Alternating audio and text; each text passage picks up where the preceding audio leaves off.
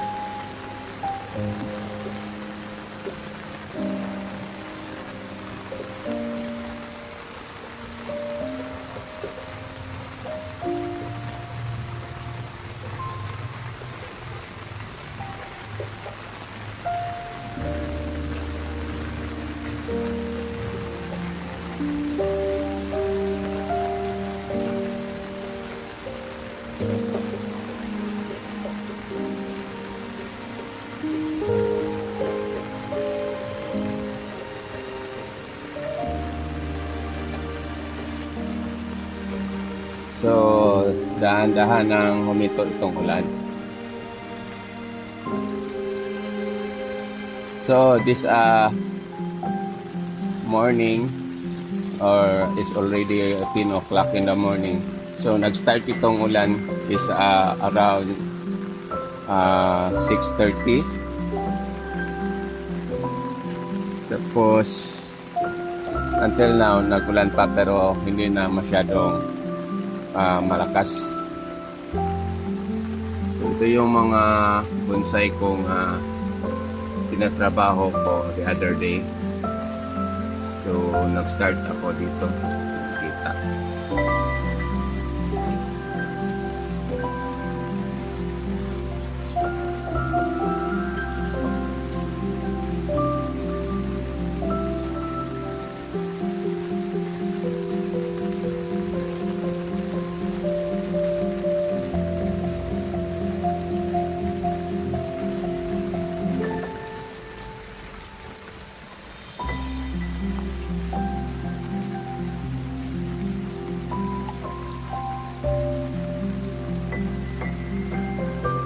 So ito, this is my Callios or Boktai.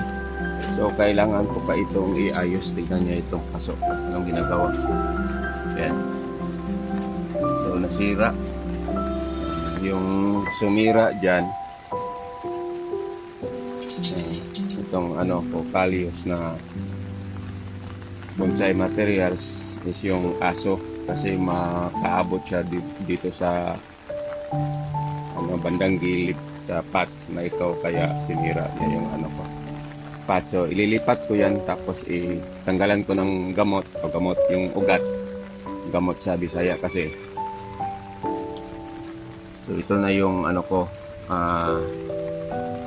bonsai materials na Chinese elm. Then mga materials na nandito na tinatrabaho ko. Yung iba nagsimula na mag-produce ng mga shoot.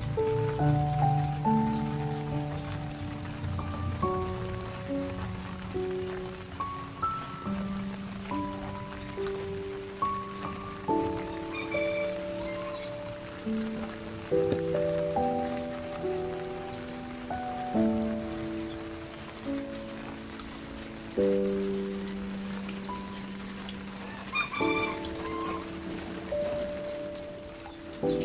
ganyan, tingnan nyo yung gaano kalaki yung tanke. Yan. Yan.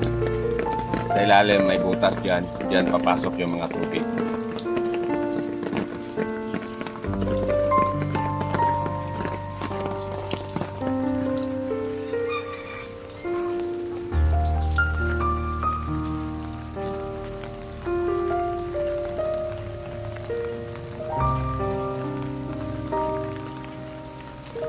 Palang hair of sister is ano pala, pag mabasa siya ng ulan, yan, yun ang itsura niya. Tayo tayo sa taas. Yan. Yun ang itsura niya. Pag mabasa ng ulan, ang ganda parang tingnan.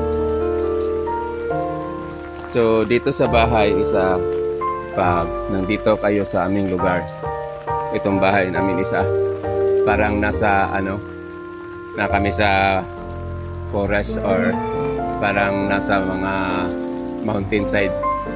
Kaya compared to our neighbors here, kasi dito sa bahay is ang dami naming mga halaman, mga wild plant, pati wild na chicken nagagalaga ako. Mga bonsai ko dito.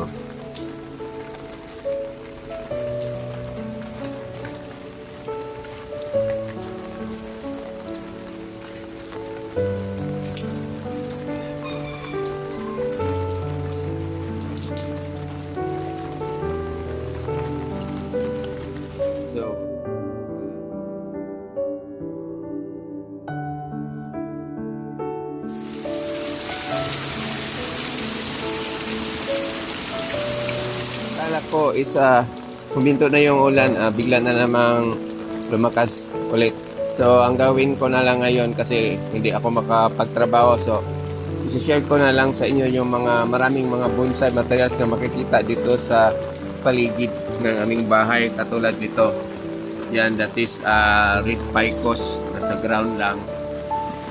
So we have another red ficus here. So maganda yung niya, oh. So bala ko na sanang kunin yan.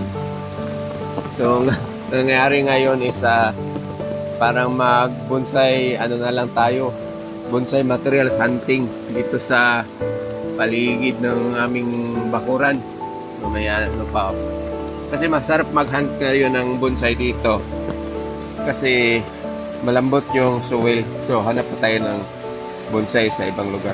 Pasensya na po, nahirapan ako dito dahil matakot ako mabasa itong camera. May nakita ko pa dito tugas bato.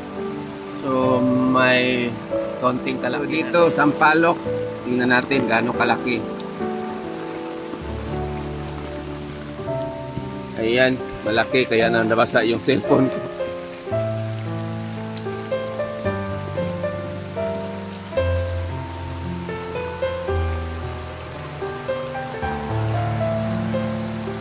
May bunga. Nakakita ko ng bunga dito. Sana walang damage, kakainin ko ito.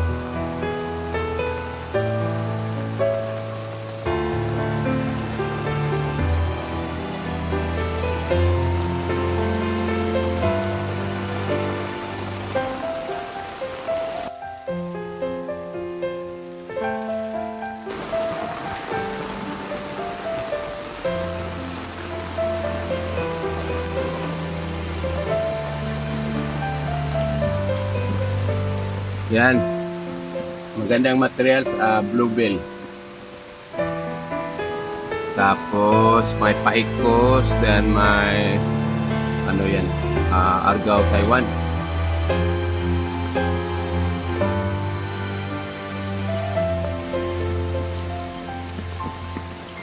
Dito sa bandang area, ang ganda yung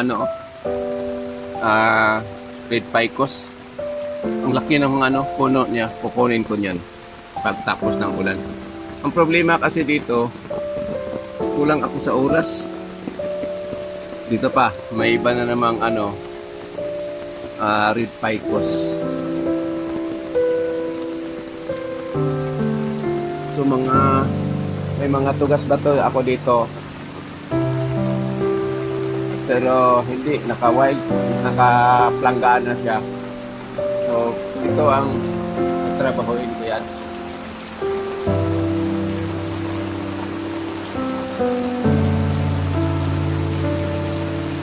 So, sobra ng lakas ng ulan. At saka, yun, napasukan na ng tubig itong payong ko. So, just sharing lang po sa mga bonsai materials ko dito sa paligid ng aming bahay. Hindi ko na maisa-isa dahil sobra na lakas ng ulan. Kailangan ko na bumalik sa loob ng bahay. So, for this morning, ito lang share ko sa inyo gaano kalakas ang ulan dito sa aming lugar. It is September 18, 2025. Location, Philippines. So, God bless you all. Have a nice morning. Bye-bye.